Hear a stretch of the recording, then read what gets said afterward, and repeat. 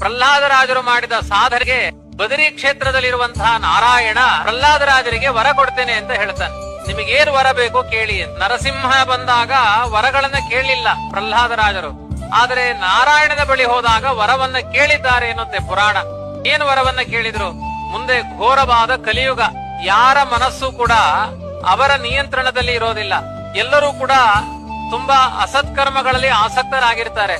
ಇಂಥ ಕಲಿಯುಗದಲ್ಲಿ ದೇವರು ಧರ್ಮ ಅನ್ನುವ ಶ್ರದ್ಧೆಯನ್ನು ಹುಟ್ಟಿಸುವಂತಹ ಶಕ್ತಿ ನನ್ನಲ್ಲಿ ಆವಾಹನೆ ಮಾಡುವಂತ ಬದರಿ ನಾರಾಯಣನಲ್ಲಿ ವರವನ್ನ ಪಡೆದು ಕಲಿಯುಗದಲ್ಲಿ ರಾಘವೇಂದ್ರ ಸ್ವಾಮಿಗಳಾಗಿ ಅವತಾರ ಮಾಡಿದ್ದಾರೆ ಎನ್ನುವ ದಾಖಲೆ ಪುರಾಣಗಳಲ್ಲಿ ಇದೆ. ಪ್ರಹ್ಲಾದರಾಜರು ಕಲಿಯುಗದ ಮಂದಿಗೋಸ್ಕರ ಅವತಾರ ಮಾಡಿದ್ದಾರೆ.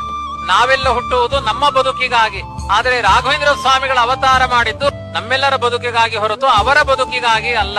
ಬದುಕನ್ನೇ ಭಗವಂತನಿಗೆ ಸಮರ್ಪಣೆ ಮಾಡಿದ ಒಂದು ಪವಿತ್ರವಾದ ವ್ಯಕ್ತಿತ್ವ ರಾಘವೇಂದ್ರ ಸ್ವಾಮಿಗಳದ್ದು.